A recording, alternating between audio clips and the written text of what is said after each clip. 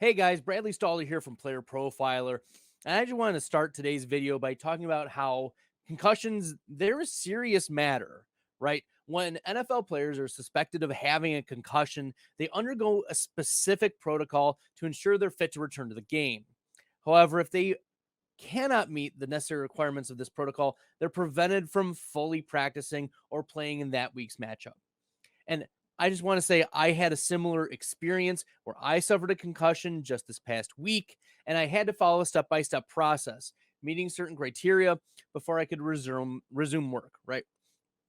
And that's why there was no week 6 version of this video, and there was no week 6 version of this article, nor were there regularly scheduled player profiler programs that I was on this past week. Nevertheless, I'm back and I'm ready to dive in to week 7 stats that are going to win you this week and lead you to victory in week 7. The first stat is that Taysom Hill set a career high with 8 targets and 7 receptions. Now, it's important for us to recognize the opportunity was there. Jawan Johnson had a calf injury. Foster Moreau was back in this game, but he was coming off of missing 2 games due to an ankle injury. Jimmy Graham is like a ghost right now. But this involvement by Hill is pretty notable because it's a significant shift from what he had been doing as he played more pass snaps than any NFL game he'd played in since 2020. Now, when we talk about Taysom Hill, his potential upside has to do with his rushing. We know he gets goal line rushes, goal line carries. He can burst off a 40-yard rush, but his value gets a boost in the next couple weeks due to the expectation that Jawan Johnson is going to be out for an extended period of time due to the calf injury. With Derek Carr looking like Derek Carr. He looks like himself. He looks like he's past this AC joint issue.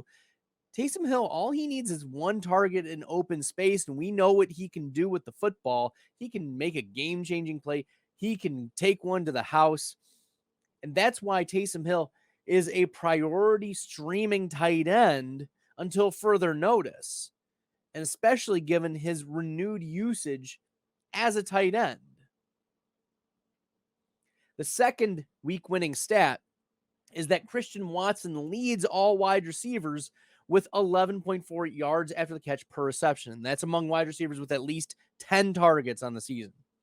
So I know Christian Watson has not delivered for you so far this season due to 3 games missed with the hamstring injury and also 2 games of, well, 1 game he, only played part of the snaps. And then in week number 5, Christian Watson almost took one to the house, but was horse collar tackled just a few yards short of the goal line. It would have been a much bigger game, but he's at 11.2 fantasy points per game, but it's going to trend upward.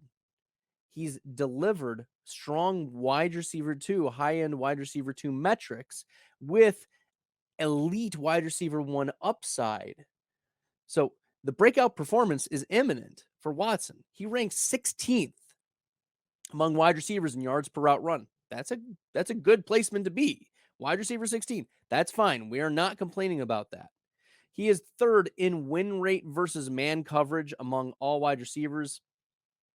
He is 1st among wide receivers in dominator rating. He's 2nd among all wide receivers in yards per reception. And he's 15th in air yard share among wide receivers. He is putting up high-end wide receiver 2 to elite wide receiver 1 stats. Now, the issue or the limiting factor is Jordan Love. We knew that about Love. Jordan Love's accuracy has significantly and negatively impacted Christian Watson. Love has the lowest completion rate at 55.6% among all quarterbacks. And Watson leads all wide receivers with 3 interceptions on passes thrown his way. He's only played in 2 games. Christian Watson has only played in 2 games, and he leads all wide receivers in interceptions on targets thrown his way. So fantasy managers should take solace it can't get any worse, right? It can't get any worse for Jordan Love and Christian Watson. So we're going to see it's a the regression to the mean. We're going to see Christian Watson explode in some of the games moving forward. We are banking on the post bye bump. We're also banking on Jordan Love and Christian Watson building a stronger chemistry. Remember, Watson was not practicing at the beginning of the season due to the hamstring injury that lingered from the preseason into the start of the season.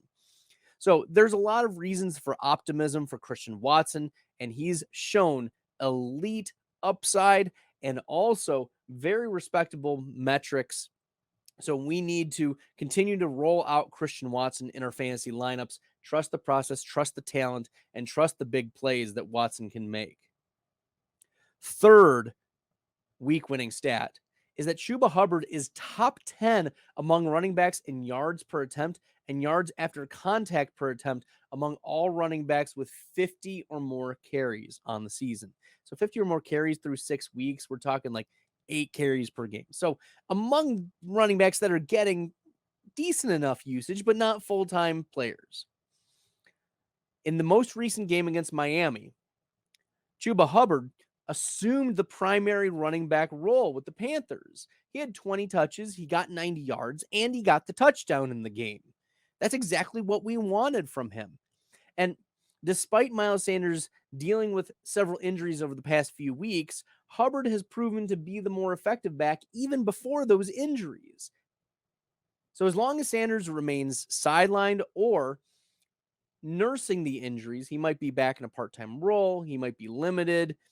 Hubbard remains a strong candidate as a must-start flex and a bye week fill-in, and sometimes as a top 18 consideration. He was running back 13 this past week in full PPR. So a top 18 consideration for Chuba Hubbard as long as Sanders is out or limited. The Panthers' confidence in Hubbard is very clear. They gave him 78% of the snaps and 76% of the rushing workload, which that rushing workload, 76%, that was third highest in week number 6. So whether you find yourself with a 1-5 record or a 5-1 record in your fantasy season, the essential factor for your future success is identifying these week-winning statistics and trends and making moves that are going to help support you moving forward. Remember, fantasy is a game that is won one week after week. So we do like to plan for the future, but we want to see what are the trends and what's we need to sift through the noise and determine what is news. And these week winning stats are going to bring you this victory. We see the changing of roles of Taysom Hill and Chuba Hubbard, as well as the big potential for Christian Watson. And those are going to set you on the pathway for victory in week 7 and beyond. Good luck in week number 7. These are going to be great.